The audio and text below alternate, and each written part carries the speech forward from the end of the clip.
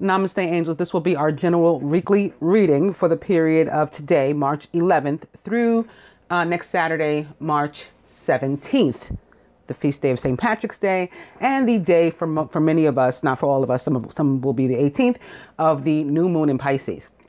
I apologize for my lateness. I finally set up to do this reading at 12:21 just a few minutes ago on, again, today, March 11th, to do this reading. But I just have trouble moving forward with anything that I either feel or hear, or both, myself being, told to hold back. Last week, for example, I posted on my Facebook that I had not been moved to upload the love reading, even though it had been completed since the day before. It wasn't like I hadn't done it.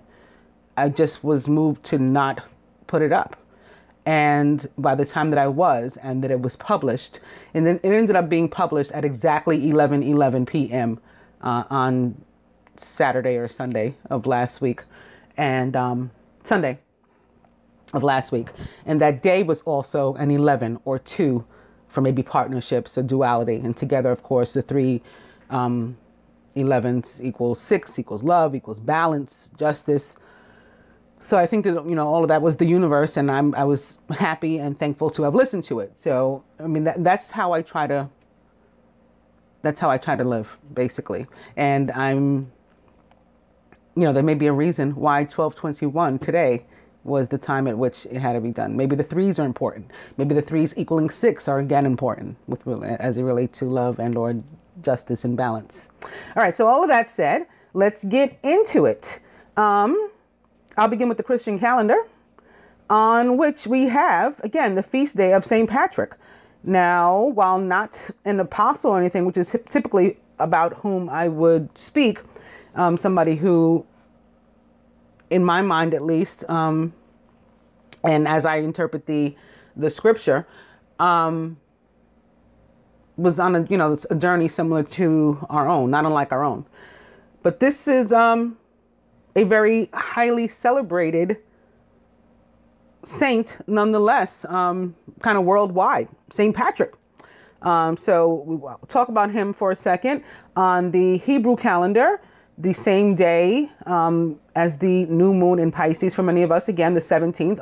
Others will experience the new moon on the 18th. But the same day, the 17th, is also the first day of the Hebrew month of Nisan, which is the first month of the year. Similarly, Pisces is considered by traditional practitioners of the zodiac to be the last one. So we will be starting with the new one around the same or during the same period as this Hebrew month of Adar, which begins on the 17th, but goes into next month, of course, into mid-April, at which time we will be celebrating or recognizing Aries. That's considered the first zodiac sign. What else? All right, let's go to St. Patrick before I get confused or something. St. Patrick, this is from wikipedia.org, by the way. St. Patrick was a 5th century Roman British Christian missionary and a bishop in Ireland, known as the quote unquote apostle of Ireland. He is the primary patron saint of Ireland, along with the saints Bridget of Kildare and St. Columba. He is also venerated in the Anglican community, the Old Catholic Church, and the Eastern Orthodox Church as equal to the apostles. So maybe that's why not only he's highly celebrated, but I was moved to talk about him, where I otherwise wouldn't talk about a saint that wasn't necessarily an apostle. He was also considered the enlightener of Ireland. The dates of Patrick's life cannot be fixed with certainty, but there is broad agreement that he was an active missionary in Ireland during the second half of the 5th century. Early medieval traditions credit him with being the first bishop of Armagh and the primate of Ireland, and they regard him as the founder of Christianity in Ireland, converting a society practicing a form of Celtic polytheism. He has been generally so regarded ever since, despite evidence of some earlier Christian presence in Ireland as well. According to the Confessio of Patrick, when he was about 16, he was captured by Irish pirates from his home in Britain and taken as a slave to Ireland, looking after animals. He lived there for 6 years before escaping and returning to his family. After becoming a cleric, he returned to Northern and Western Ireland, and later in life, he served as a bishop, but little is known about the places where he worked. By the 7th century, he had already come to be revered as the patron saint of Ireland. St. Patrick's Day is observed on March 17th, the supposed date of his death. It is celebrated inside and outside of Ireland as a religious and cultural holiday. In the Diocese of Ireland, it is both solemnity and a holy day of obligation. It is also celebrated. It's a celebration of Ireland itself, of Ireland as a country. I actually went to St. Patrick's old cathedral school. So many people around the world, again, know about St. Patrick's Church in New York City, the big church on 5th Avenue, but that's not the original St. Patrick's. The original St. Patrick's was on Prince Street, Prince and Spring, in what was at the time Little Italy. Little Italy has unfortunately been reduced to about a block, and everything is Soho and NoHo and whatnot. That's another story about gentrification that I won't go into now, but I went to the old St. Patrick's School. A little more about St. Patrick from, I guess, a different perspective. This is from www.catholic.org, where they may give us a few more details about his life. St. Patrick of Ireland is one of the world's most popular saints. He was born in Roman Britain.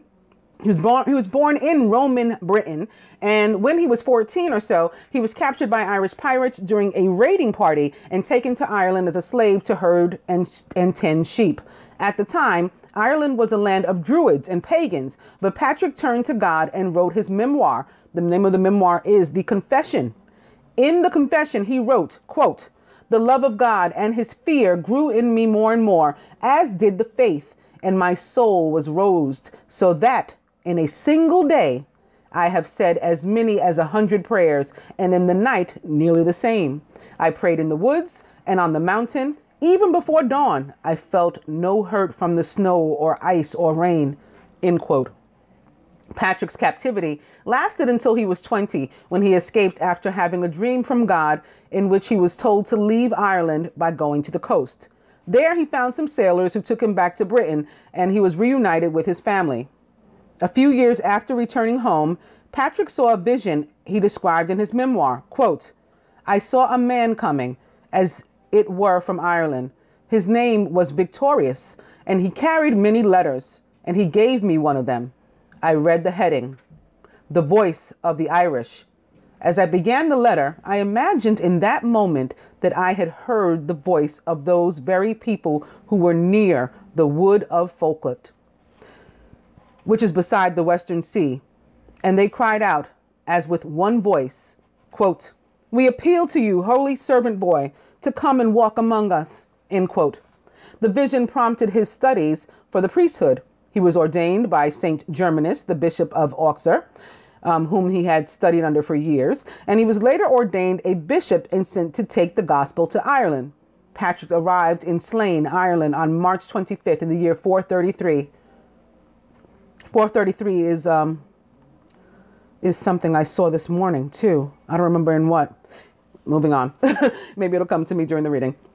There are several legends about what happened next, with the most prominent claiming that he met the chieftain of one of the Druid tribes who tried to kill him. After an intervention from God, Patrick was able to convert the chieftain and to preach the gospel throughout Ireland. There, he converted many people, eventually thousands, and he began building churches across the country. He often used shamrocks to explain the Holy Trinity, and entire kingdoms were eventually converted to Christianity after hearing Patrick's message. Patrick preached and converted all of Ireland for 40 years. He worked many miracles and wrote his love of God in his confessions. After years of living in poverty, traveling, and enduring much suffering, he died on March 17th in the year 461. He died at Saul, where he had built the first Irish church. He is believed to have been buried in Down Cathedral, Downpatrick. His grave was marked in 1990 with a granite stone. In his footsteps, Patrick was humble, pious, a gentle man whose love and total devotion to and trust in God should be a shining example to each of us. So complete was his trust in God and the importance of his mission that he feared nothing, not even death. Quote, the breastplate, Patrick's poem of faith and trust in God. This is the poem quoted. Christ be within me, Christ behind me, Christ before me, Christ beside me, Christ to win me, Christ to comfort and restore me, Christ beneath me, Christ above me, Christ inquired, Christ in danger, Christ in hearts of all that love me, Christ in mouth and friend and stranger. End quote. Okay. On the Hebrew calendar, again, we will be recognizing the first day of the month of Nisan, and we'll be recognizing the entire month thereafter. So a little bit about Nisan from Chabad.org, www.chabad.org. About the month of Nisan. Nisan is the first month on the Jewish calendar, according to the Torah. It coincides with March and April on the civil calendar. The Torah calls it Kodesh HaAviv, the month of spring, as it marks the beginning of the spring months. On the first day of Nisan in the year 2448 from creation, which translates to 1313 BCE, and I've mentioned the number 13 in connection to Moses before, and specifically the fact that his name in Gematria equals the number 613. 2 weeks before the Exodus, that's why I'm going into Moses, God showed Moses the crescent new moon, instructing him regarding the setting of the Jewish calendar and the mitzvah of sanctifying the new month. Quote, this month shall be for you, the head of months, the first of the months of the year, end quote. That can be found in Exodus 12:2. This ushered in the first Jewish month and commenced the lunar calendar that Jews have been following ever since. It was the first mitzvah or commandment given to the newly born nation of Israel even before the Exodus from Egypt, as it relates to Passover. It is in this month that we celebrate the 8-day holiday of Passover from the 15th through the 22nd of Nisan. The 22nd is another 13 or 4. And I'll mention something about that too from my Facebook if I remember, the number 4. The 15th through the 22nd, it commemorates the Jewish people's miraculous redemption from slavery in Egypt and the birth of the first Jewish nation. We observe the anniversary of Exodus each year by removing all leaven from our possession for this week, eating matzah, and telling the story of the redemption to our children. By following the rituals of Passover, we have the ability to relive and experience the true spiritual freedom that our ancestors achieved. Counting Sephirah, S-E-F-I-R-A-H. I don't know why I couldn't get that out of my mouth. It took 7 weeks or 49 days, which also equals 13, from when the Jewish people left Egypt until they received the Torah from God at the foot of Mount Sinai. This celebrated today as the holiday of Shavuot. It is explained that the 49 days that connect Passover with the Shavuot correspond to the 49 days that drive and the traits of the human heart. Each day saw the refinement of one of these sephiro or traits, bringing the people of Israel one step closer to spiritual perfection. Each year, we retrace this inner journey with our, quote, counting of the Omer, end quote. Beginning on the second night of Passover, we count the days and weeks to the holiday of Shavuot. And this is Shavuot, known as the, quote, festival of weeks. A special month, a special mitzvah, which can be fulfilled only once a year, anytime during the month of Nisan, is to recite a berachah, which means a blessing or prayer, made upon seeing a fruit tree in bloom. Many people visit botanical gardens during this time so as to avail themselves of an opportunity to observe this beautiful mitzvah. It is mentioned in the Talmud that according to one tradition, the 3 patriarchs of the Jewish people, Abraham, from 1948 to 2123 from creation, or 1813 BC. And of course, 1813 is just 13 on its own, because 9 and a number is the number itself. Isaac, and they have his years here, 2048 through 2228 from creation, or 1713 to 1533 BCE, and Jacob, 2108 to 2255 from creation, which of course that's a 7-7 for him. Today is a 7-2, 7 equals God. And that translates to the year 1653 through 1506 BCE. All were born and passed away during the month of Nisan. So that's why it's considered very special. Abraham, Isaac, and Jacob. So while I'm thinking of it, the 4, the 13, which also, of course, equals 1111. Yesterday, it was 40 degrees at 4:44. My phone was at 94%. So all of these things equaled 4. Every single thing on my phone equaled 4. It said 3:10, which of course is another 4. That was the date. And it was a Capricorn moon yesterday. And I had immediately connected all those 4s with the Capricorn moon and earth signs being about foundations and being grounded and all these things. And then as I started to type that and to post this screenshot of my phone on Facebook, I heard this song by the Spinners called Rubber Band Man. It just came into my head. Hey, you all prepare yourself for the Rubber Band Man. And I said, oh, we're going to have some sort of like bouncing back in the areas of maybe finances or material possessions as they relate to one's foundations. And then perhaps also connecting love and or justice, your due, this restoration in your life, could be in the area of love, because yesterday was a 6 as far as the date. 3, 10, 2 equals 6, or 3, 1, 2.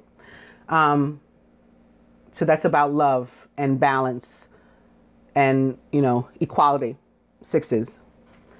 So it could be relating that. Also, I said that somebody could come back to your life, right? Prepare yourself for the Rubber Band Man. Some guy that's going to, you know, snap back or come back, or guy or girl, you know, I'm just calling it guy. Somebody that's going to return to your life and maybe shake up your foundations. That's why you got to prepare yourself. Like, okay, this person's coming back. Let me get ready. There was something else about all those 4s or 1111s or 13s, but I can't remember now. I might as well stay on that area. The rest of the astrology. Today, there is also a Capricorn moon. I don't know, you know, depend upon your individual natal chart as to where it falls and how it might additionally, you know, affect and or bless you. There is also the sun today is sextile Pluto. Pluto, which is approaching retrograde in Saturn. And so that may affect some of us in different ways too. On Tuesday, there's a lot of like sextile and square this week. That some of it can be sort of tense, as they say. Venus and maybe it's Saturn. Yeah. Speaking of Saturn, that's where I was going with the Pluto and Saturn. Venus and Saturn are square, I believe, and perhaps tensely squared on Tuesday. So you may want to find out what that may do to you. On Wednesday, Mars and Chiron also square, potentially tense or aggressive. And Saturday, we have, again, the new moon in Pisces. So my feelings about the new moon in Pisces is that it's going to be like a really good time to dream, you know, like Pisces and Neptune. It's about like dreaming and fantasizing.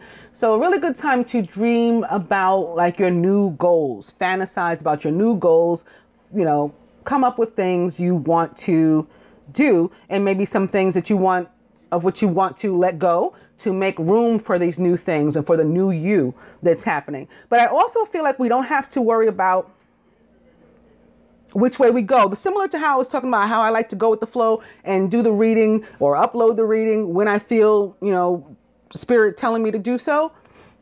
it's sort of like that. Like whatever direction you go with Pisces, Pisces is represented by two fish, right? And one is facing one way and one's facing the other way. It doesn't look like either one of them is in any particular turmoil. Like they both seem to be comfortable about the direction in which they're headed. So it's like that sort of thing. Wherever you're going, whatever you're doing, on whatever it is your focus, I think that's going to be cool. It's going to be good.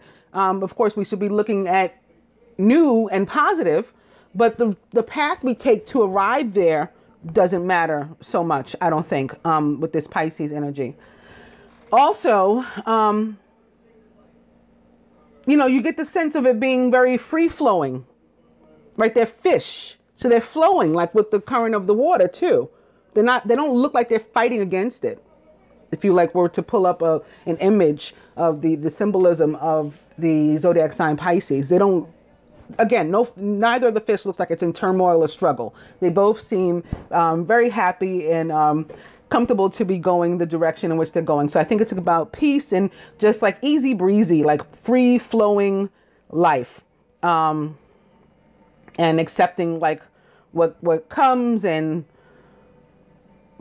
different messages that we receive intuitively. Pisceans are extremely intuitive. And so we'll be getting like these messages and guidance from spirit. Go that way, go that way. And we're not going to try to fight, or we shouldn't try to fight, you know, doing that. We should just go with the flow. It's like when I told one of my viewers the other day that she posted about a karmic she had met. And I said, I'm just getting the message, like, go with the flow. Some of these things we have to work through. Like you can't say like, a karmic, oh no, like stay away and run in the opposite direction unless you're guided to do that. If you're guided to do that, then do that. But if you're guided to, you know, get to know this person better, then maybe they have a place, you know, in your life. They have a job on your path. And so that's how I feel in general about the new moon in Pisces, that it's just going to be about going with the flow and looking at the big picture, sort of like the hangman, which also represents Pisces for me in the tarot. And the planet Neptune, taking a step back, looking at the big picture, trying to gain a better understanding of like where you've been, where you're going, you know, what your journey is, what your purpose is, and figuring out, but maybe not even necessarily implementing yet, but figuring out what, you know, what your dreams are, what your goals are. And, you know, what you want to do with yourself. And then just remembering, you know, ultimately the choice is up to you, but we receive guidance, and it's important to tap into that and to pay attention to it. And I guess that's all. So I see it being about harmony and just being easygoing. Lighthearted, yes, like I always say, the mutable signs. When we get like cards, we pull cards that show that we need to lighten up, loosen up, or whatever. And I say, try to be like the mutable signs. Try to be like a Pisces like, or Virgo like, or Sagittarius like, or Gemini like. You know, just sort of without all the heavy baggage and whatnot weighing you down. That's what we want to do. We want to be able to flow like a fish, right? Not fighting the current. All right, so on that note, I'll go to astronomy.com and what's going on in the sky this week for the astronomy. Beginning with today, Sunday, March 11th. For most people in the United States and Canada, daylight savings time begins at 2 a.m. local time this morning. Set your clocks ahead 1 hour. So if you haven't done that yet, please set your clock ahead 1 hour. The moon reaches apogee, the farthest point in its orbit around Earth, at 5:14 a.m. Eastern Daylight Time. It then lies 251,455 miles from Earth's center. Monday, March 12th, Mars eastward motion relative to the background stars carries it from the Serpent Bearer into Sagittarius today. So from the Serpent Bearer to the Archer, the magnitude 0.6 red planet rises at around 3 a.m. local daylight time and climbs some 25 degrees high in the south-southeast by the twilight time. Although the passage from the Serpent Bearer into Sagittarius is little more than a technical milestone, it does set up a series of pretty conjunctions with some of the Archer's deep sky gems starting next week. Tuesday, March 13th, head outside before dawn, and you can't miss Jupiter. Oh yeah, I didn't mention that in the astrology. Jupiter went retrograde in Scorpio on March 8th. March 8th also having been the day that Mercury entered its shadow approaching retrograde. It doesn't actually go into retrograde until the 22nd of March, but on the same day as Jupiter entered retrograde, Mercury began to approach retrograde in its shadow. So yeah, you can't miss Jupiter on March 13th though, which is another 4 there, or 7, or total 9 for the day. 9 equals born, so new beginnings maybe for that day too, perhaps based on our karma, being that it has to do with Jupiter. The giant planet rises around midnight local daylight time and climbs highest in the south around 5 a.m. Jupiter shines at a magnitude of negative 2.2. There's another 4 or 13 or 11. And that makes it the brightest point of light in the pre-dawn sky, and it resides among the much dimmer stars of the constellation Libra. A telescope reveals the planet's 40-inch, there's another 4 or 11, 40-inch diameter disk, and plenty of details in the gas giant's cloud tops. Wednesday, March 14th, as midnight approaches, look to the east for the bright star Arcturus at a magnitude of 0.0. It is the second brightest star visible from the mid-northern latitudes. If you look at about 20 degrees to the left and a little below this luminary, you should see a conspicuous semicircle of stars, the constellation Corona Borealis, the Northern Crown. It's the most prominent group of stars, having a shape reminiscent of a circle, and then it makes a fitting target for the Pi Day. For you non-geeks, Pi Day is 314 because the first 3 digits of the mathematical constant pi are 3.14. Pi is the ratio of a circle's circumference to its diameter. So today we celebrate all things circular. For those of you in the southern hemisphere, today marks the peak of the annual Gamma Normid meteor shower. The shower is radiant. The point from which the meteors appear to originate lies among the background stars of the southern constellation Norma, the square. This region lies below the horizon for observers north of 40 degrees north latitude. But those farther should keep their eyes open. The best views will come after midnight, once the radiant climbs higher. Fortunately, the waning crescent moon sheds little light into the pre-dawn sky. The shower typically produces about 6 meteors per hour at its peak. Thursday, March 15th, Mercury reaches greatest elongation at 11 a.m. Eastern Daylight Time, and today marks the peak of its best evening apparition of 2018. For Northern Hemisphere observers, the innermost planet lies 18 degrees east of the sun and stands 12 degrees high in the west at a half hour after sunset. It shines at a magnitude of negative 0.4 and shows up well against the darkening sky. But the easiest way to find and locate the brilliant Venus, the easiest way to find it, rather, as in Mercury, is to first find, they left out that word, I think, and locate brilliant Venus, and then look 4 degrees to the upper right. The 2 inner planets fit nicely in a singular binocular field of view.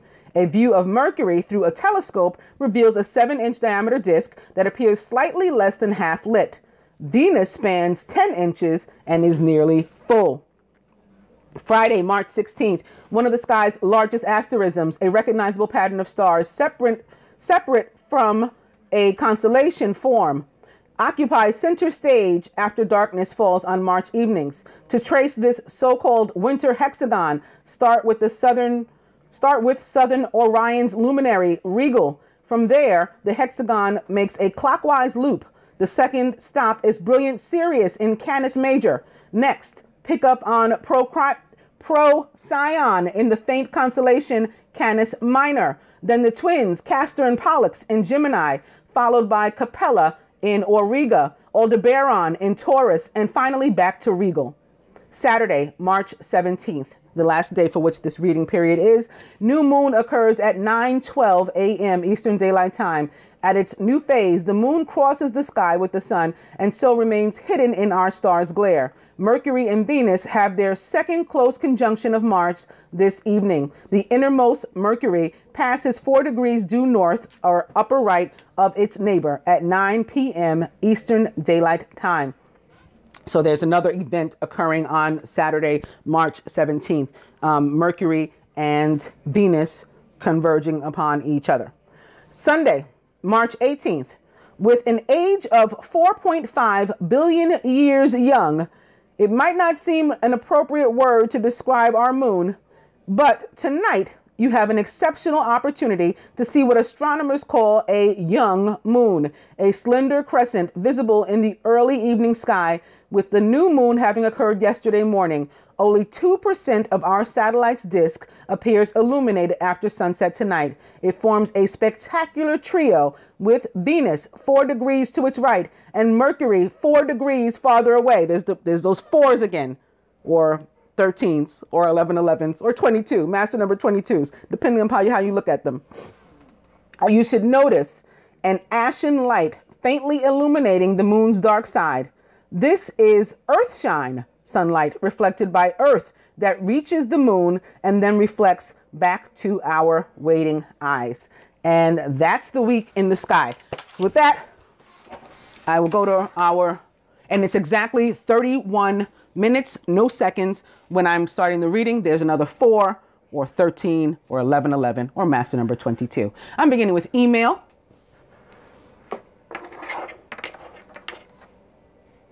Party.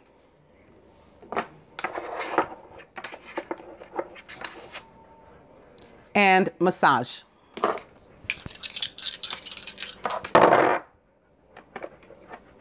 Spirit says, spend money, sex, and email. So maybe some electronic communication, perhaps evidence of Aquarius or something will show up here, although we didn't read about any. So I was moved to begin with an opening message. I'm just going to use this one. It's the top card to which I shuffled after much shuffling in my Egyptian oracle cards. It's a Sevilla type deck. And let me tell you what the Queen of Hearts is about. You can see it's a woman, very pretty woman, standing in a garden.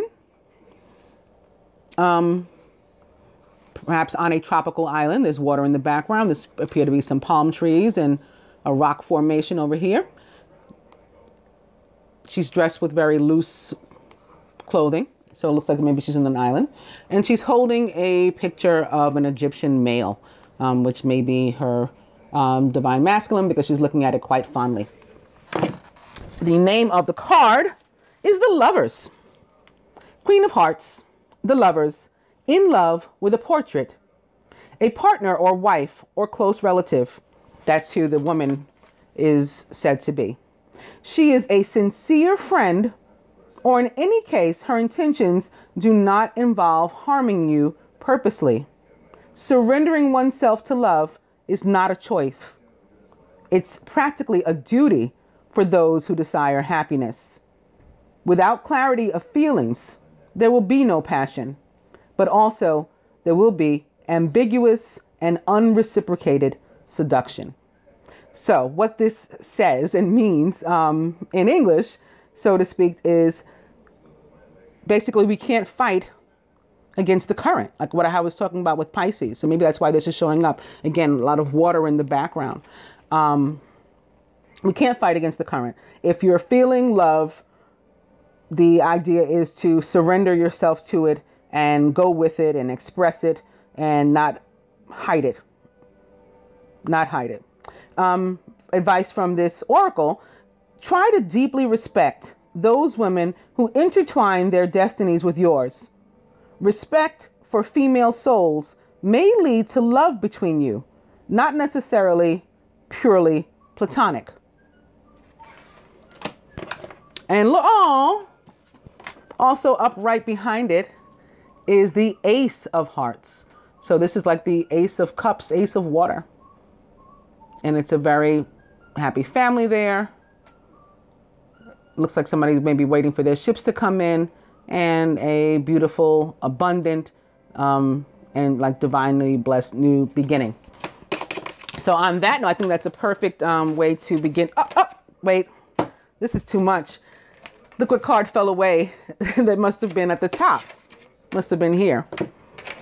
It's card number 11. How awesome is that? And it's the Jack of Hearts. Maybe I'll read this one too. I was absolutely meant to read this one. The Jack of Hearts is also called the lover, musician in love, a partner or husband or close relative. That's who this gentleman is. He is a sincere friend, or in any case, his intentions do not involve harming you purposely. So same like the female.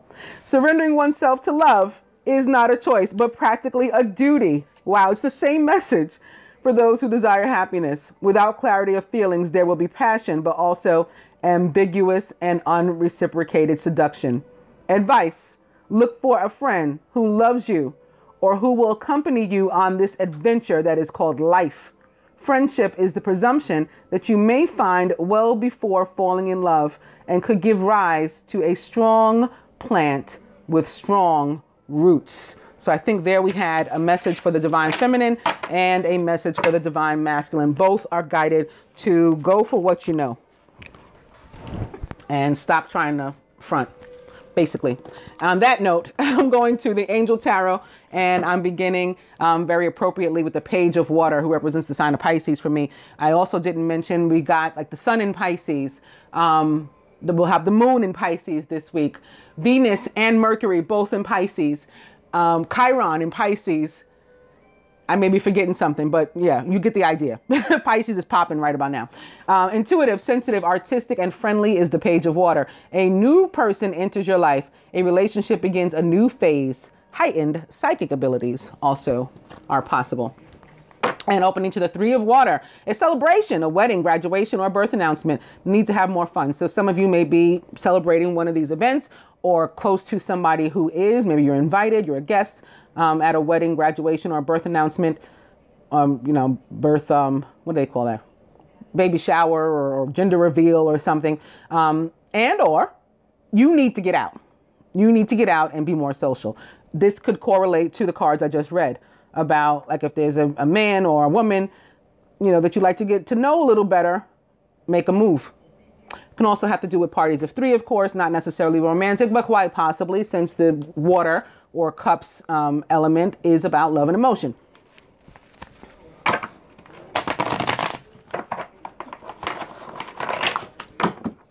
Three of Water.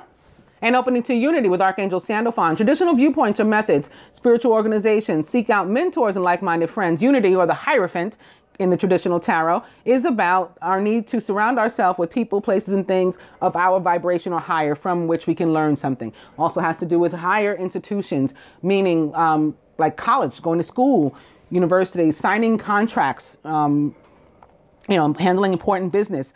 And that important business and or contract could be like marriage, you know, could be that level. Weddings, commitments, all having to do with the Hierophant or the High Priest. The Hierophant is a Taurus, by the way, are believed to be in the tarot. For me, he's a Virgo. That's another story. But it can be any earth sign or anyone, period, dealing with any of that. Opening to the King of Fire, who's motivational, idealistic, ambitious, and charismatic. Focus, focus, focus. Communicate with vision and be a leader. Take advice from someone creative. The King of Fire is a Leo, for which, Leos, by the way, I've been feeling this is going to be a really good week. I can't tell you based on what. It's just something I just had a good feeling about Leos. Maybe it's on the heels of the parties of three that we've been experiencing that, for the most part, have included fire and earth, and more specifically Leo and Virgo, you know, combinations, different combinations with those. So maybe it's having to do with that. A good week for Leos, if you ask me. And this is, you know, this could be that fire and earth stuff coming up too. The King of Fire, again, is a Leo, Sagittarius, or Aries, or maybe even a Scorpio, and is considered the divine masculine of the tarot as well.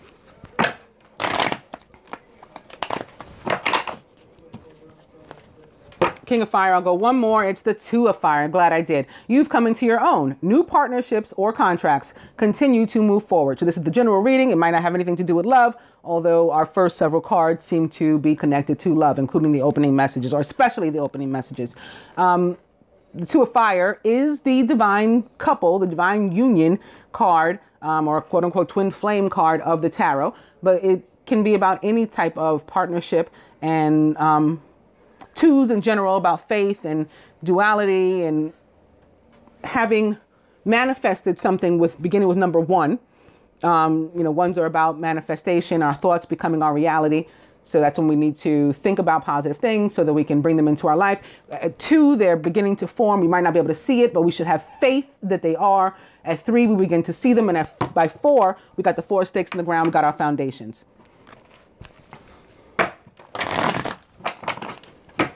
2 of fire. On that note, I will cut.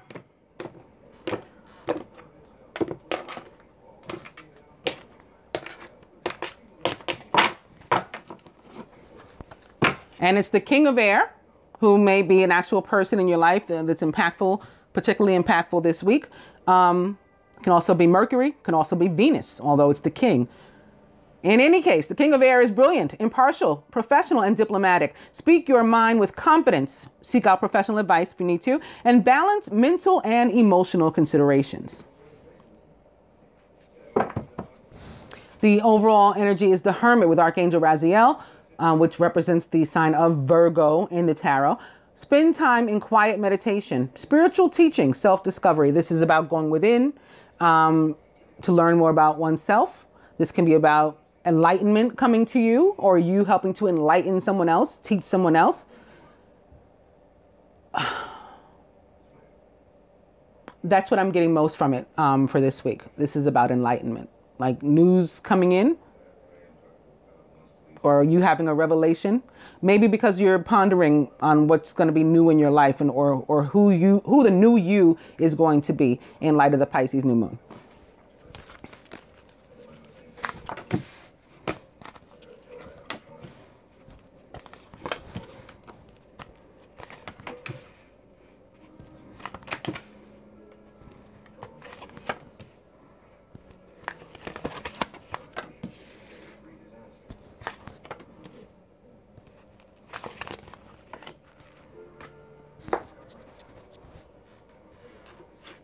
Masculine, the 2 of air, being unable or unwilling to make a decision, a stalemate, pretending there's no problem. So you've got one to make, and right now you're in this period of non-action. You're not doing anything. As if like if you don't open your mail, the bills will go away, but that doesn't work. So you will have to make some sort of choice here, masculine. And it may be with regard to a Queen of Air, who is independent, experienced, realistic, and witty, or maybe with regard to the action of the Queen of Air. You may need to be the Queen of Air and take one of these swords and cut away someone or something that doesn't align with your life any longer. The Queen of Air is independent, experienced, realistic, and witty, objective decision-making, clearing away all that no longer serves you, seeing the humor in a situation. The Queen of Air, maybe Mercury or Venus, again, like the King, but she is also an Aquarius, Gemini, or Libra, or someone likened to those traits or attributes. Wow. Okay, we're doing that this week. She sits here atop the King of Water, who is in the masculine subconscious. The King of Water is trustworthy, compassionate, respected, and cultured. Open your heart and mind to those around you. Trustworthy and heartfelt advice and charity work, which for me is love. When we give somebody something freely of ourselves, without any agenda or whatever, that's not just showing them charity, that's showing them love. Okay, why did I go like, oh, that's what we're doing? Because the Queen of Air and the King of Water are the true divine couple. Not just in my mind, there's plenty of evidence. I've given plenty of evidence as to how and why, but even if we consider just the planets, again, Mars and Venus, they are the masculine and feminine divine beings of the celestial system. That's just the way it is. It's the Queen of Air and the King of Water. It's not the King and Queen of Fire. That's the tarot. So that's why I got so excited. Now, maybe this decision has to do with whether or not they're going to approach one another as they are guided to do by the opening message. It may have to do with cutting someone out as it relates to love and emotion. Like it may be a difficult decision to make because you do have feelings for this person, regardless of what zodiac sign they may be, but you have to cut something out. It may not have to do with a person, but something else that to which you are emotionally connected and no longer resonates with you after you go within and learn better about who you are, who you have become, and who you are becoming in the days to come. Feminine. The 10 of fire. Too much work, accept help from others. Life is out of balance. That causes stress-related health concerns. The good thing about the 10 of fire is that this difficult energy that you've been experiencing is coming to an end. So before I started this reading, I was saying I was feeling good things for Virgos and maybe fire signs in general. I mean, not Virgos, Leos rather, and maybe fire signs in general. This can be evidence of that. And maybe it's more specifically on the side of the divine feminine. I had not felt that. I can't say that I did. But maybe that's what's going on. It might be like Leo women in particular, perhaps other fire sign women, Sagittarius, Aries, things getting better for you. But according to this spread, in general, for the feminine, things will be improving for us. Maybe because we've been surrounded by this energy of the 5 of fire, competing goals, bothersome details, and conflict with others. This for me is often having to do with close friends and or family when it is the 5 of fire, as opposed to maybe like the 5 of swords, which can be conflict with anyone, the way that I read it. This one is usually like inner turmoil and or people about whom you care. Close friends that you consider like family, actual family members, including exes and stuff, ex-girlfriend, ex-wife, especially if they're the parent or husband, especially if they're the parent of your child, they're the parent of something, whether you were actually ever married in the 3D or not, that's your family member. Okay? Whether you dislike them at this point or whatever, that's your family member. So this can also be the tense energy of Mars. I said we may feel when we have Mars in a square with Chiron on Wednesday. But again, 5s are about clearing of energy too, similar to 10s. This will come to an end and we will, begin to feel lighter and be ready for something new. The feminine already focused on that something new. And it's she's here as the Empress, which represents the planet Venus, who is the ruler of Libra, Taurus, and Gemini. Lavish abundance. Give birth to your dreams. Nurture yourself and others. The Empress is a very attractive woman. She feels attractive. People are attracted to her. This can be a mother. It can be you yourself as a mother or your mother, speaking about your mother. Absolutely about new beginnings, new starts, thinking about them. So maybe with the energy of the Pisces moon, the divine feminine focused on her goals, focused on what am I going to do after I get out of this difficult point? I know that time is coming. Then what? Then I got to make a move. I got to take some responsibility and not like just be a victim of this stuff. But, I got to help to bring on my new. So what are my dreams? What are my goals? This can also be pregnancy. If you've been trying to get pregnant, you've been having a difficult time getting pregnant, this a good week to try again. Create your own little party of 3. Of course, it can also have to do with parties of 3 in general, and maybe involving earth, air, fire.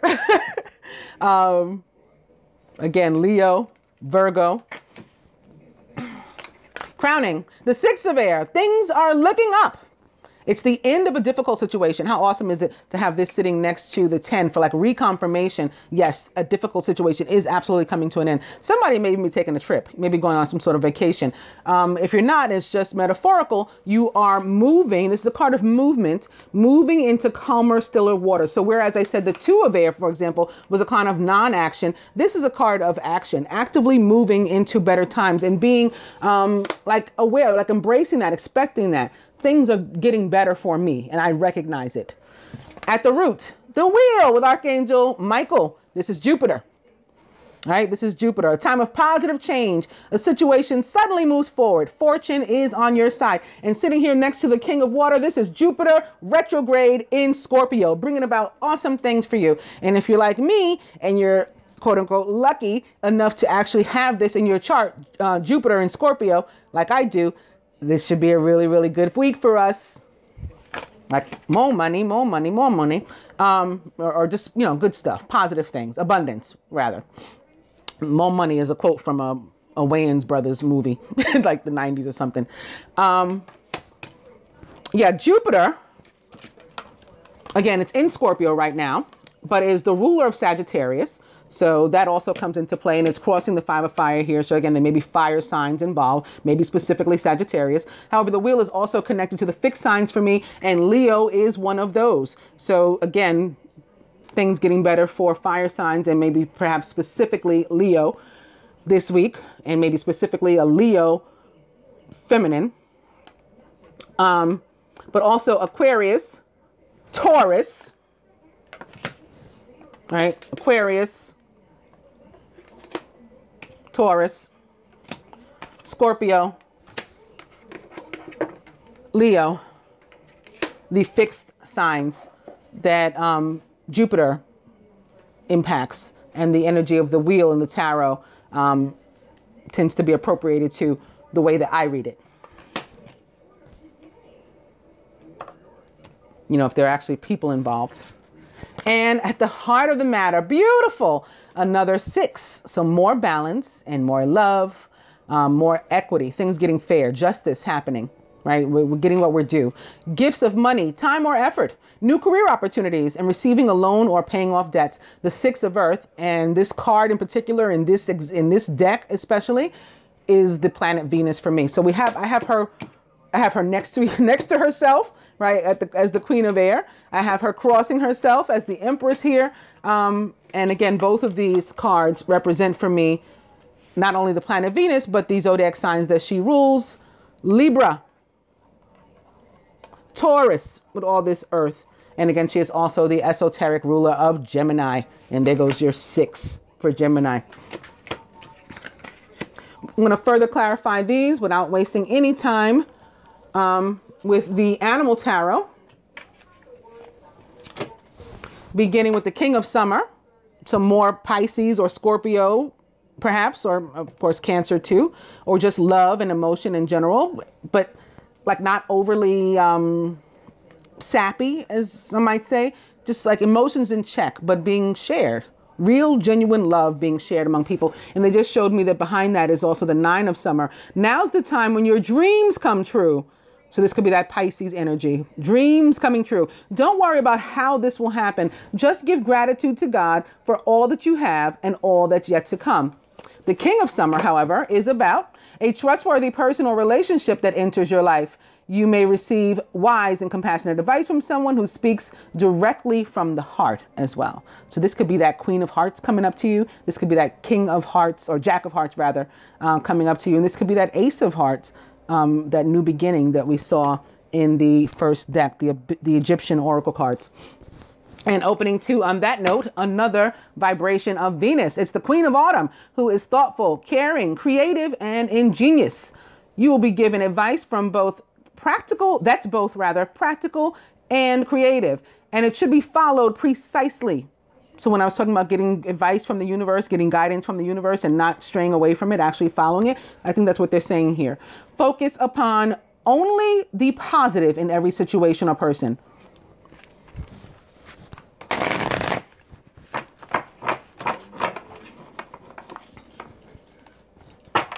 Queen of Autumn. And the 7 of Autumn, the planning, resources, and efforts that you've invested in your dream will reap great rewards. In the meantime, have patience and meditate on your next steps.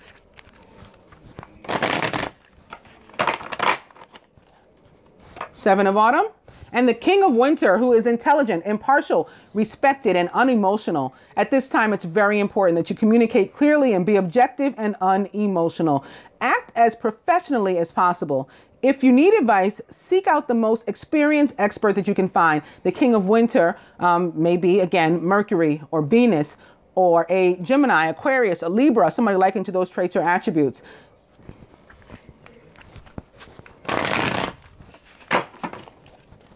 King of Winter, I'm going to cut.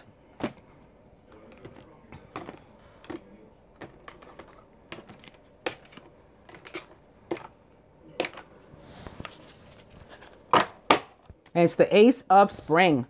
So we finish with this 10. This is the end of the energy. And then here comes the 11, right? Or the number 1, depending upon how you look at it, how you count it. I'm a blackjack player. It can be either one. And a wonderful new opportunity presents itself. It may have come as a surprise, but you'll still want to leap into action and passionately pursue every possibility. The overall energy is the Princess of Summer. So it's like the page of water with which I started with the other deck. Sensitive, kind, open-hearted, and inexperienced is the Princess of Summer. She's also a Pisces for me, but of course can be a Scorpio or Cancer as well, as well as anyone likened to these traits or attributes. You can expect to kindle a new romantic relationship or a close platonic friendship. You may suddenly receive an emotional message from someone or be invited to a social event. So I think that this sort of brings together everything that I've said thus far, from my post on Facebook yesterday to somebody possibly making a comeback like the Rubber Band Man, to things improving, and the two beginning messages from the Egyptian oracle cards that were also connected to the suit of hearts or water or summer or cups. And I think our general reading is more so a love one, but I'm still going to do the love reading as well. I think this is about couples and relationships, and maybe relationships that are not romantic, but that do involve love and emotion. So other people to whom we are close, again, close friends and or family as well.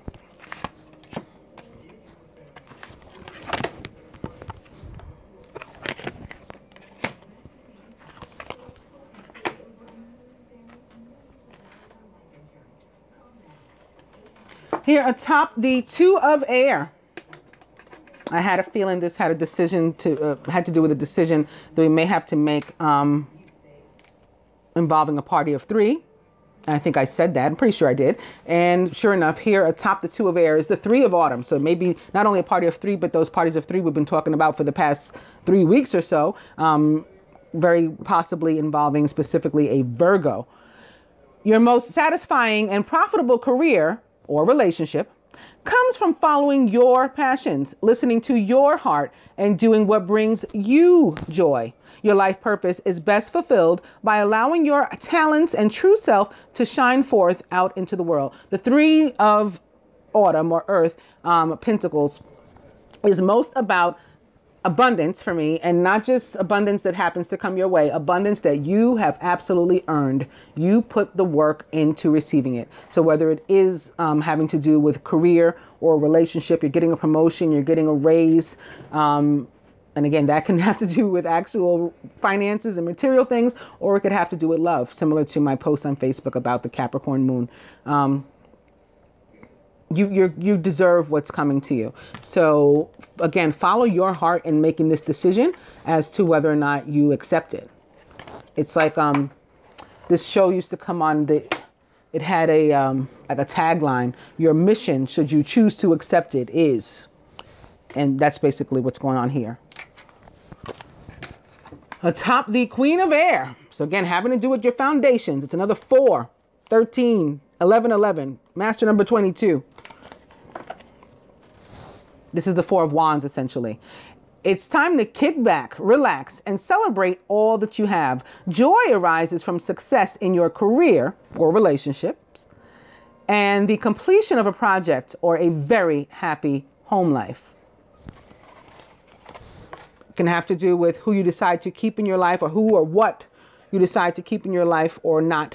And it may involve directly a Queen of Air, an Aquarius, Gemini, Libra.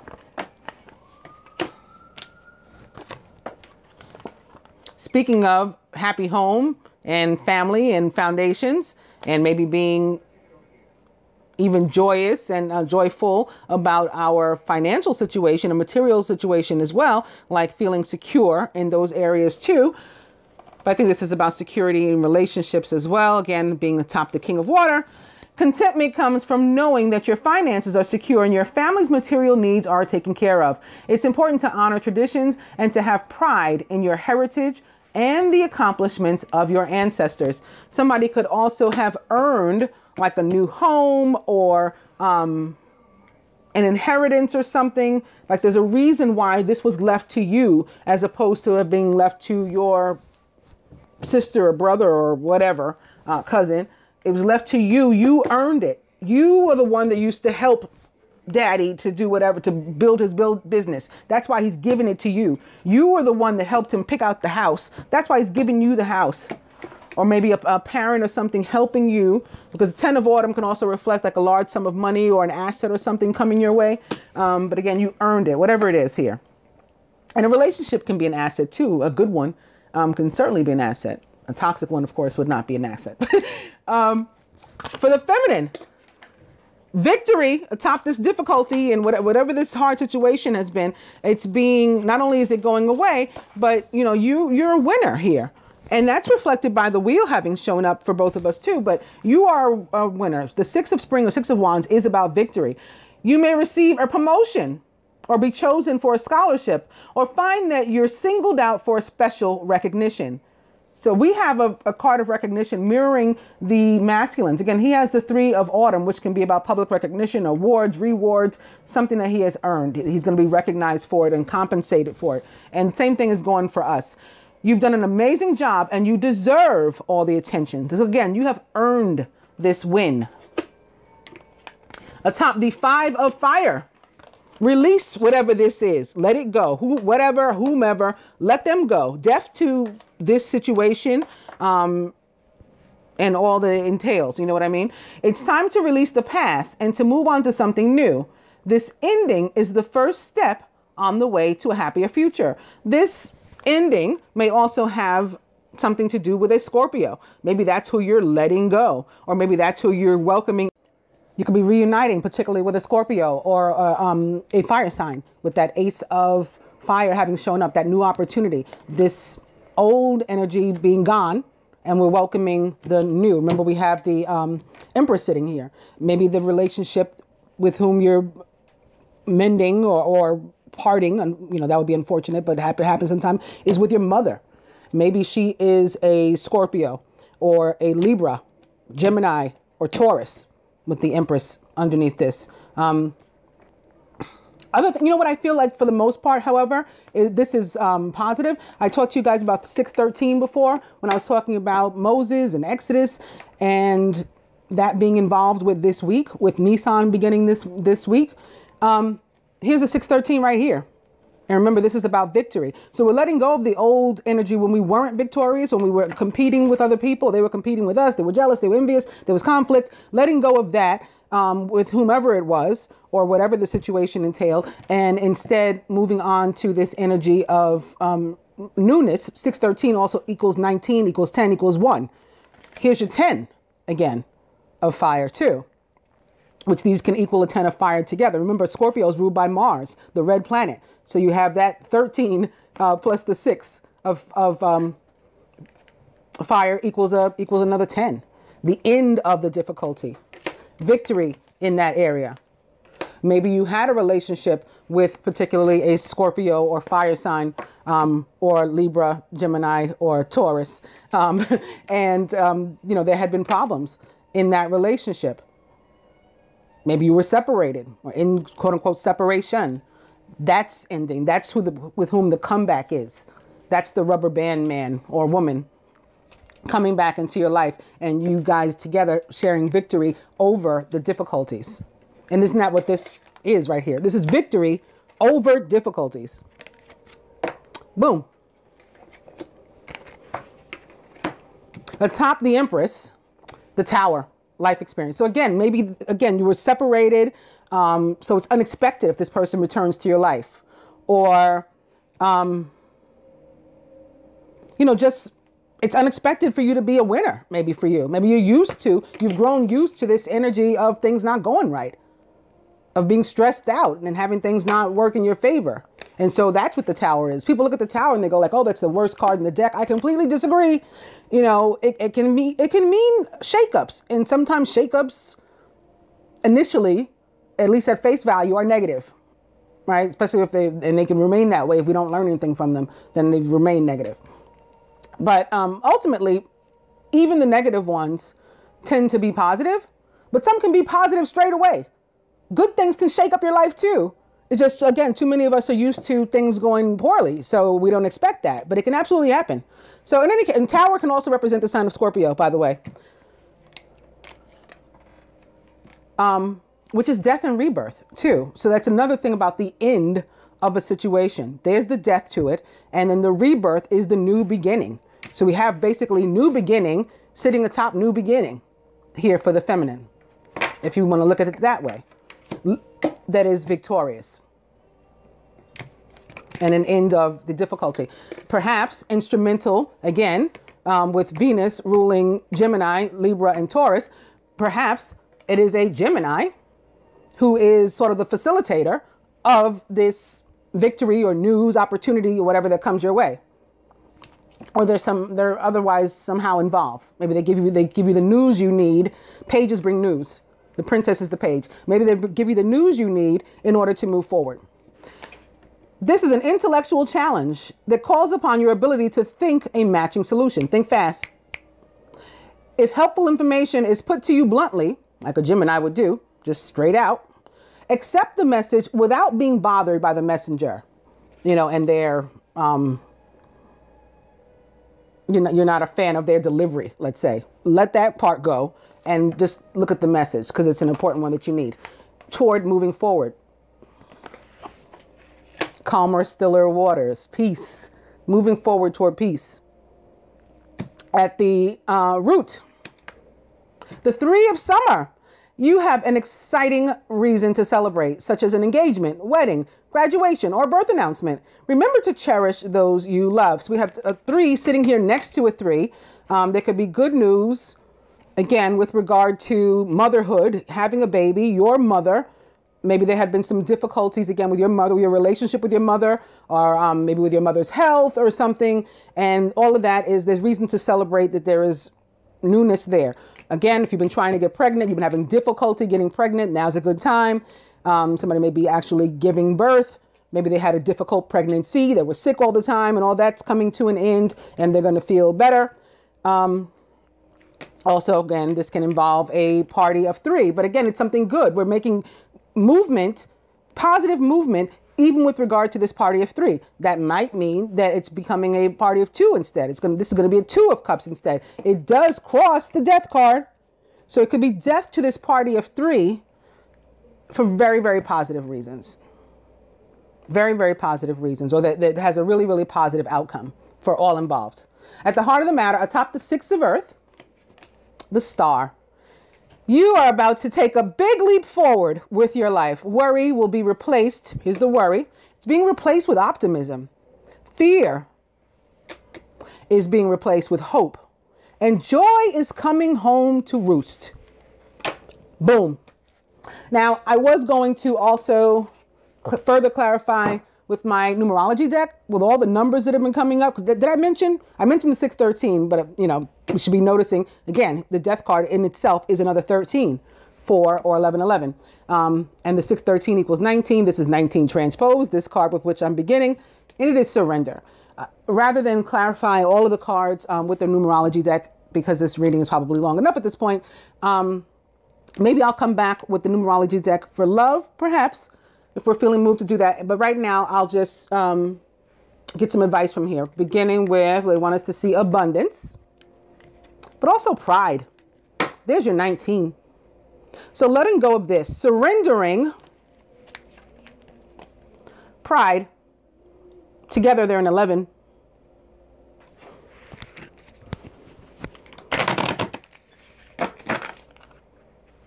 Pride. And opening to nature. We did have a lot of earth energy here. There could be a need to connect with Mother Nature, get outside. This is an 1119, which represents father for me. Those of you who watch on a regular basis know that. The Scorpion King, King Osiris, represents him. Could be a need for you to get out and connect with nature, do your meditation outside. That may help you to surrender your pride, to realize that, the universe is so much larger and grander than yourself. Although I'm sure you're wonderful too. It's better. And opening to communication, which can come with this energy of the star. The star represents the sign of Aquarius in the tarot, Aquarius, like the other air signs, about communication. And for me, particularly communication of an electronic means when it comes to Aquarius. And we did begin with the die that said email could come into play this week. So that may happen. This may be about an exchange, a mutual exchange without agenda of communication. So I'm not sending you an email because I want something from you. I'm just wishing you well, genuinely from my heart. And maybe you're doing the same. Maybe you're genuinely accepting my offer of well wishes to you where you haven't been in the past. Maybe you used to ignore my email. This week, you're going to accept it. You're going to acknowledge it, and not only acknowledge it, but you're going to respond and, wish me the same good tidings.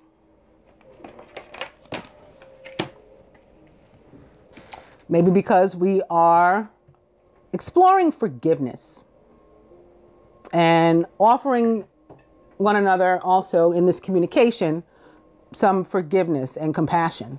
Maybe even actually exchanging apologies. This is too funny, but it is 100% genuine. The overall energy is 44. Environment.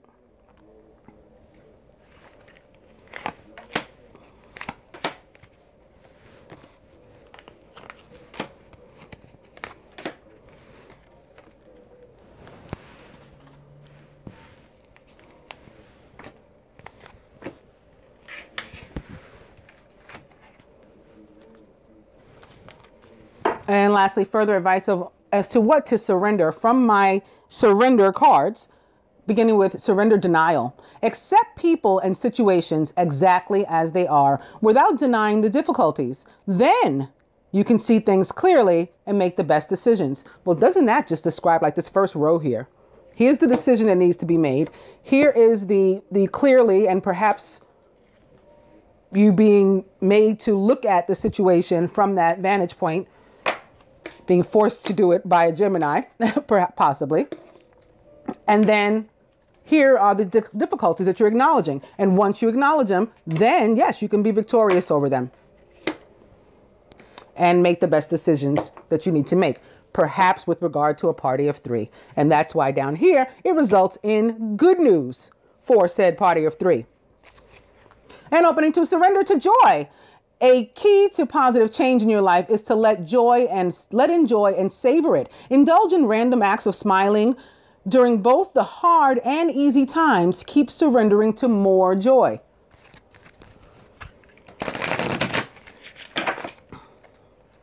Surrender to joy and surrender your need to always be right. Give others the gift of letting them be right. Be yielding, not rigid. This will help to resolve conflicts and to improve your relationships.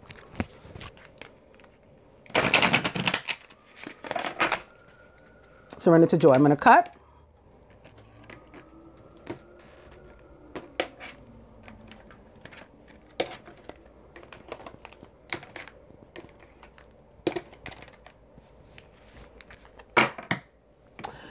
Surrender outdated beliefs about yourself. Let go of limiting ideas about yourself that originate from the past. Then you can own your power and soar in your life. And the overall energy is surrender to trust. Trust yourself and your decisions. Don't be swayed by other people's strong opinions about what to do. Take action and be confident that you have chosen the right path. Further from the surrender deck to the masculine, surrender unhealthy relationships.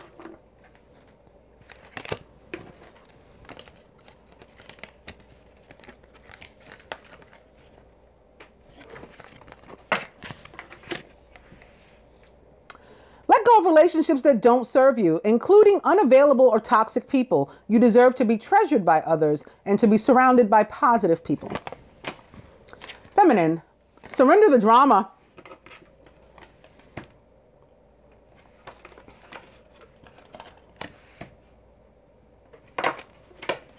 No matter how emotionally charged the situation, remain calm and don't contribute to the drama. Staying centered will help you to resolve the issue more quickly.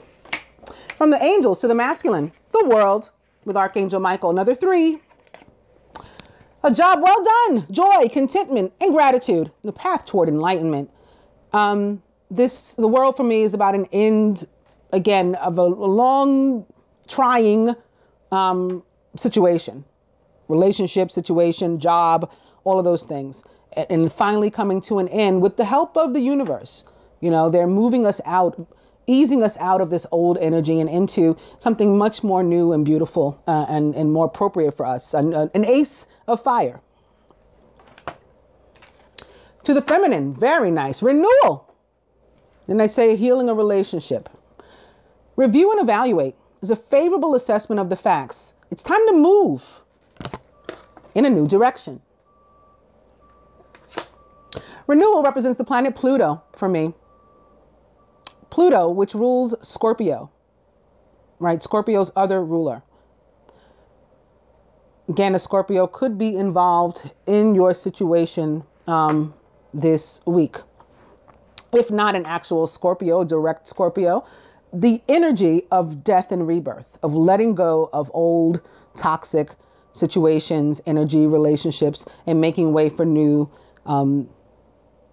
peaceful, calming, positive, that, you know, contributes to your growth. Five of Wands, like ours, for the masculine from the Animal Tarot. Occasionally you may experience clashes with others. If you decide the matter is worth your energy, then do what you can to minimize the conflict without sacrificing your goals or beliefs. Another reason why this situation here can involve the divine masculine, maybe some kind of conflict that you had with him. And we want to let go of any past hurt, resentment, whatever that's associated with that, to give way for this victory on behalf of the union and a new beginning for it as well. That may be surprising to you, unexpected. Well, it shouldn't be if you watch this reading, but otherwise it may have been surprising and unexpected. Like, where did this come from? How did we make up? How did we go from not talking at all to exchanging all this positivity out of pure unconditional love and making up and renewing our relationship? Where the heck did that come from? And lastly, from the numerology deck for the masculine, 55, adventure. You're about to embark about a brand new one. Of course, 55 is another 10, another 1, another fresh start. So another end to old funky adventures and a brand new one ahead, a path you've never walked before. Lastly, for the feminine from that, I didn't do the feminine from the Animal Tarot. We got a decision to make too. It may involve an earth sign. Maybe a party of 3. We're juggling 2 relationships or something. You may be under stress because of multiple jobs or relationships or too many responsibilities for one person to manage. It's important to balance your work and your personal life and to bring a spirit of fun to all you do. And now from the numerology deck to the feminine. Ah, what a note on which to end. 6, love. So I kind of started here. I want you guys, before I go, to see how, I mean, most of these cards are awesome. They're all awesome. But I want you to see what's here in the middle, because I was looking at it and it's just really awesome. The 6, speaking of 6s in love, the 6 of air, this very calming picture, this horse in this water, you know, there's no waves or anything. He's just drifting. He's just going with the flow, sort of like how I described about the Pisces energy. Here, our wishes coming true, our prayers being answered, our, you know, dreams and all of that coming to fruition. Sitting here atop this card that represents unconditional love. If it's our dreams in relation to unconditional love, how freaking awesome is that? And this is the ability to both give and receive it without freaking out and pushing it away. And it's so awesome that it's cause for celebration in the end, with this energy of the Wheel of Fortune. And it's very karmic. It's very of the universe. We couldn't have planned this if we tried on our best day. This is absolutely of the universe. On that note, I hope that you enjoyed the general weekly reading. I will be back with love and a moon reading. And I have 3 personal readings to do as well that will also be going up in the very, very near future, like Tonight, tomorrow, all these things will be going up. All the stuff I just mentioned. Namaste, angels.